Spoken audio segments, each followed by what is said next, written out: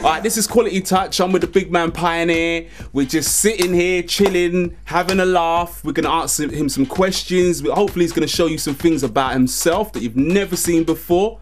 But have a look at what the man has to say. He's gonna have some big things to say today. The first question I'm gonna ask Pioneer, as a DJ, how long did it take you to get to the stage that you're at now, and what process did you go through? Just basically determination, hard work. Started buying records, purchasing records at school at age 15, collecting, had no decks at the time, so just basically had a pack of records, just building up. Hopefully one day I could get the decks so I could start actually mixing them, and okay. It was just basically just having that dream of always trying to make it on not really on the circuit, but just being pleased within yourself. Okay. At 16, 17, started getting into the mixing thing. At that time, it was a lot of garage records I had at the time. So my first touch was getting onto Magic FM, which was at the age of 17, 1999. Got on there, 4 o'clock in the morning was my first show. Graveyard. Getting on the night bus, yeah, Graveyard. The starting point where some people will even give up from then, where you can see yourself pushing and hopefully progressing. So I went from doing 4 o'clock in the morning to doing 8 o'clock in the morning to even doing 10 to 12, which was like 10 times better than being on at 4 o'clock in the morning. Then progressing through, ended up getting like the good evening shows, went on to loads of other stations, Y2K, London Underground, and guest shows on other stations as well, kind of building up the profile. Started playing out probably the age of 18. My first booking was in Ilford. Okay. In Ilford High Street, Harlequins, which was like an old school garage rave. Yeah, back in the day. That was like my first taste of it, getting to play on a big set. There was not one day, it was like first set 10 to 11 at night. So you just playing to the bar staff and a few security and a few girls that are getting in free before midnight, but it was that all helped in terms of getting where you're at to now. Yeah, exactly. In terms of the whole funky thing, that came after, because it actually came through garage. So I was doing the garage DJing, doing the pirate radio, doing the clubs, getting myself known in the clubs, working with different DJs, different MCs as well, different hosts. And the first major booking I had was like Pure Silk, and that was like, again, room free, and you be one of the plus many more DJs, but that always inspires you to go further, and one day you'll be in the room one, hopefully, if you can prove yourself and keep on pushing.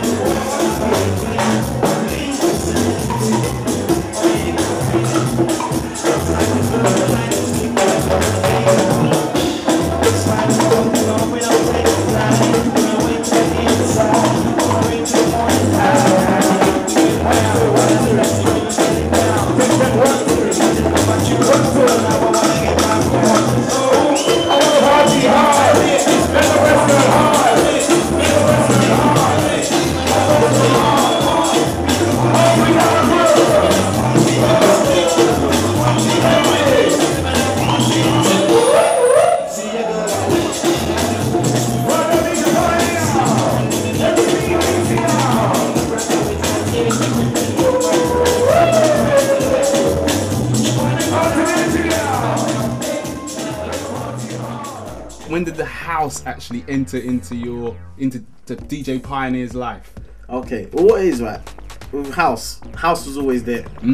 So if you remember back in the day, someone would say, I listen to house and garage. They never said they listened to garage. They say, I listen to H and G. Yeah. So I was playing house, even when it wasn't the one to be spoken about as house. It was more, garage was the more better title for it, but it was actually house and garage. So if you look at a lot of the tracks that were being inspired by the UK tracks, they're actually coming from house in the first place. So I've always had the house element there, whether it be the soulful house, the funky house, whatever. Got more deep into the garage thing, stopped really buying more into the two-step thing, and then in about, I'd say 2003, got back into it again. 2002 even, like when Sean Escoffrey done Days Like This, one of the best soulful tracks, and that kind of got me back into the house movement. But at the same time, I was buying house, I was still buying garage, I was still buying reggae at the same time. But I like all music, definitely, and working in the record shop as well, kept my ears always open to new sounds as well. So the house really started taking it seriously from about 2003, 2004. Started pushing the CDs out there. At that time, people was calling everything that got played funky house. Doesn't matter if it was soulful, electro, tri-wheelers, everything was, this is funky house. So the funky house title kind of came with it.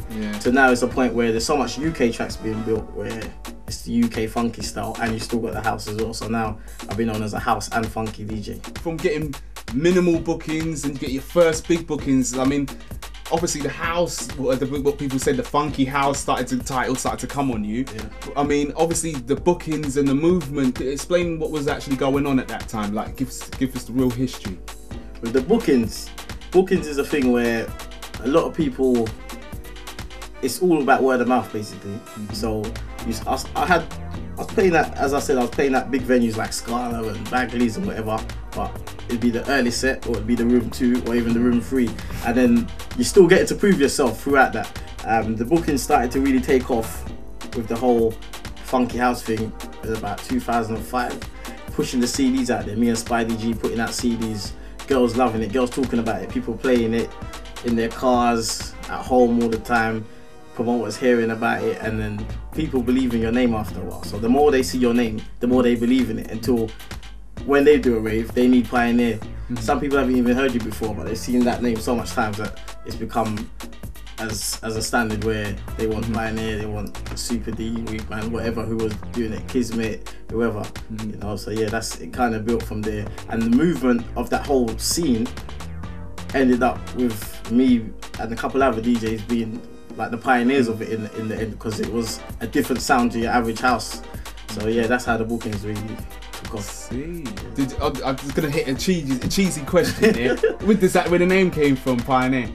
No. Oh, you had it from before that? Pioneer I've had since the age. Because somebody actually asked me that, so. Okay, well, Pioneer, just exactly what the word means in the dictionary. Basically, like someone that's come to set their own standard, set a trend, and keep a movement going. So I've had that name since the age of 17. You didn't 10 years now, 27 now. Okay, so, and then obviously through that, the bookings, and then how did the whole Kiss FM story come about? Well, the Kiss FM thing was I just got contacted through MySpace and through my email one day. I was sitting at work, and I got an email saying, got an email from Kiss saying, we're interested in a soulful funky house DJ. Would you be interested in doing a demo? At that point, I'd just been off radio for probably about 9 months, because I just said, so much bookings at the moment. I've already proven myself in terms of what I can do. Let me take a break off radio. You know, so it actually came at the right time where I wasn't on pirate radio, and they just jumped in. I'd done 3 demos. They were happy with the demos. Asked me to start. I had to go to Napa to play Napa, so we ended up starting when I came back in August. And it's been going good from there. I mean, it started 4 o'clock in the morning. Done well there. Then went up to Monday nights 1 o'clock. And as of next week, it'll be Thursday nights 11 to 1 now, so a brand new show time.